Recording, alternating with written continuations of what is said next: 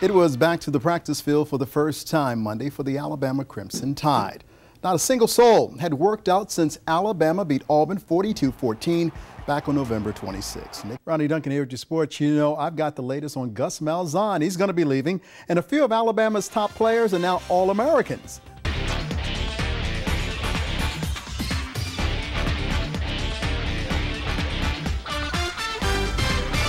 Ronnie Duncan here with your sports. You know, Gene Chizik is going to be interviewing a whole lot of folks who think they can be offensive coordinator for the Auburn Tigers. However, you knew it was going to happen sooner or later, and Tuesday night, Gus Malzahn accepted the job at Arkansas State to become their new head coach.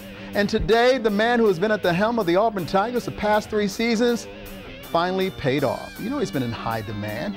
So he's coming home to Arkansas, where he was a high school coaching legend. And now he gets a chance to be the head coach on the college level at Arkansas State. Although Gus will be taking a little pay cut. You know, he made $1.3 million at Auburn. He'll make $850,000 at Arkansas State, but he gets a new house and it's a gated community, and he signed on Wednesday. He's a happy man because, like Dorothy said in The Wizard of Oz, there is no place like home. So click your heels for these achievements. As you can see, Gus, man, while he was the offensive coordinator, broke all kinds of records. Look what he did in 2010, over 6,989 yards in total offense. He was the Frank Broyles winner in 2010 for the top assistant. And of course, you know, he coached Cam Newton and the Auburn Tigers to that national championship, quarterback coach, offensive coordinator. We caught up with him today. Gus is one happy man. Talk about it, Gus. I'm one of those guys that I've always let the Lord lead and guide my career, and a lot of it's made sense, not made sense. I'm not a normal college coach as far as the progression goes. And so I always look for the right place and the right time. Well, guess what? This is the right place and the right time. All right, it was the right place and the right time for the Alabama Crimson Tide. That's because the Tide, along with LSU, dominated the Associated Press All-America team. As expected, Trent Richardson was a first-team selection. He was joined by Barrett Jones and linebacker Dante Hightower and safety Mark Barron and linebacker Courtney Upshaw and cornerback Drake Kilpatrick. They all made the team, giving Alabama the most players represented overall. Hey, the 4-1 Auburn Tigers basketball team, they took to the court tonight, taking on South Florida, and the fellas were pretty excited because the ladies beat South Florida earlier. Auburn was down 9-2. Kenny Gabriel with the steal, passes to Chris Stinson, and the comeback is on. Under 2 minutes to go in the half, Perez Ward, watch him here, drain the three in my face. That's your face from outer space. And how about Frankie Sullivan with the big show? All of you old-timers, remembering Ed Sullivan. Watch Frankie going to the hoop, scoop, and it's good. Auburn led 45-32 with a little more than 6 minutes left to go in the second half. People familiar with the deal say the Hornets have agreed in principle to deal Chris Paul to Los Angeles. That's right, he's going to be going. Eric Gordon's going to be coming this way along with Chris Kaman and other draft picks. And now it's time for a Ford Slam Dunkin' play of the day. And this is why you should never turn your back. Mississippi State taking on Florida Atlantic. D-Boss, uh-oh, he got you. Raymond Taylor, you slick little fella. Watch this. It's a high one. He gets it, and it's good. I'm Ronnie Duncan, 3-1. It was all fun. Hey, the Tennessee Titans just became the answer to an infamous trivia question for 2011 in the NFL. The question is, who was the first team to lose to the Indianapolis Colts? Well, the Colts are no longer winless.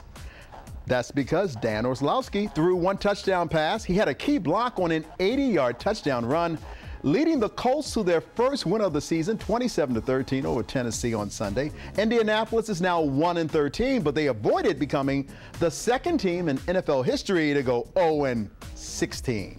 The Green Bay Packers' perfect season came crashing down Sunday. That's because Kansas City, behind their interim new head coach, Romeo Crennel, and their new quarterback, Kyle Orton, put on a shocking 19-14 performance in a victory. Orton finished 23-31, 299 yards in his first start. Get that ball, young man, for the Chiefs. Cam Newton, he threw 2 touchdown passes as the Carolina Panthers ended the Houston, Texas 7-game winning streak. Stevie Smith, you got it, inbounds, and I love the dance afterwards. By the way, Carolina won the game 28-13. The Texans got it done They got beat up because Cam completed 13 of 23 passes for 149 yards. Carolina Panthers beating up on the Texans.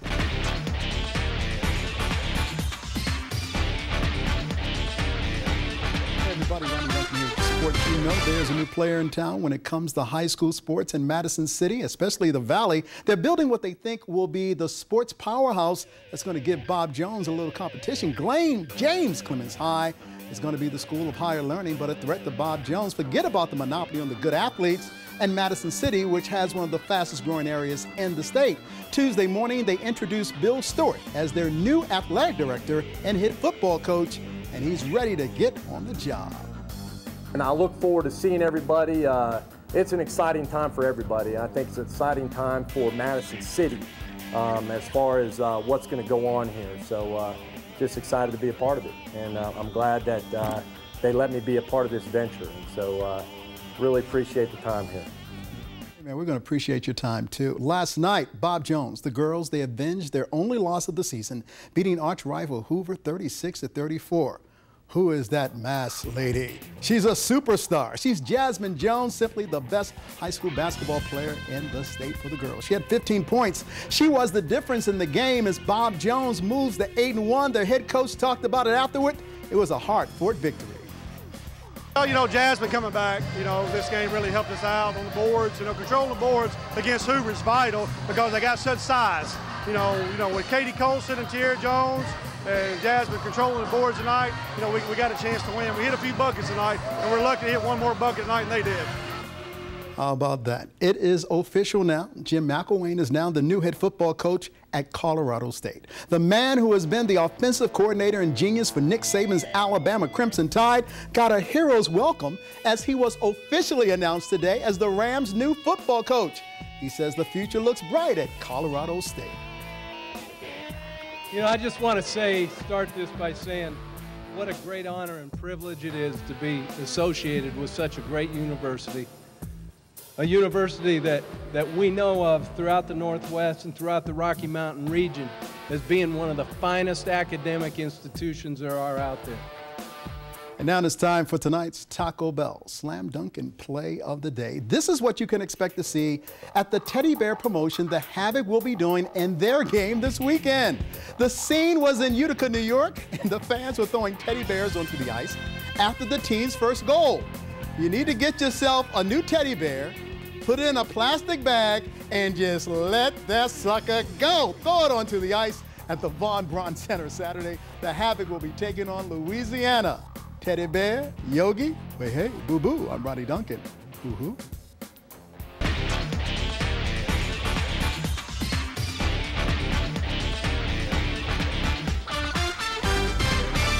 It was back to the practice field for the first time Monday for the Alabama Crimson Tide.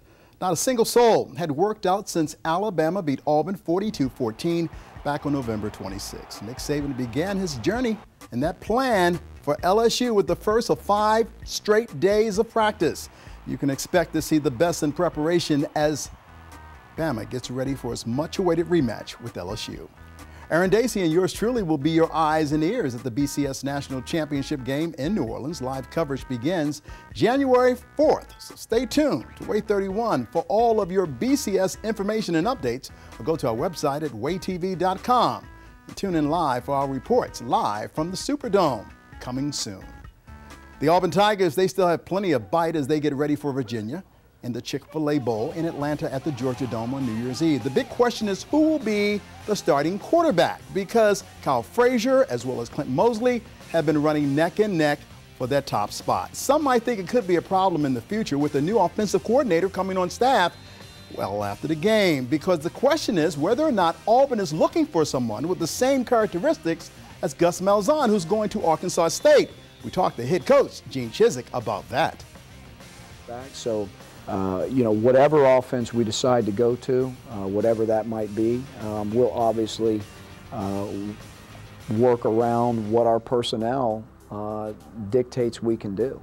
And so that'll always be the case. No matter what offense or what defense you're running, you've got to be able to, work with what you have. How about that?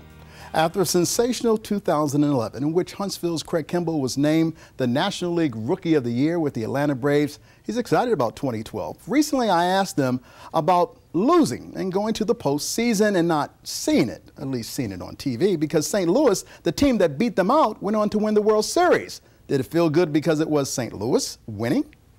I wouldn't say it's better to lose than anybody because, you know, you hate losing. But watching them play towards the end of the year, you could tell that they were definitely one of the hotter teams in baseball. And, you know, once they made the playoffs, you know, I said that, you know, they're really hot and they hit the ball well. They have a chance to go a long ways, and they did. You know, hats off to them. You know, you don't win the season in March. You win the season in September and take it into the playoffs. And whoever's hottest at the end of the year, you know, usually wins the World Series, just like the Giants did the year before. And it's not how you start the season, it's how you finish it. How about that? Now it's time for a Taco Bell Slam Dunkin' Play of the Day. This was part of the halftime show of the Denver Broncos game. A monkey taking a ride on a dog. I'll just let the pitchers do the talking. I can tell you this, I wouldn't try it. I'm Ronnie Duncan. That's sports. I'll ABC you later.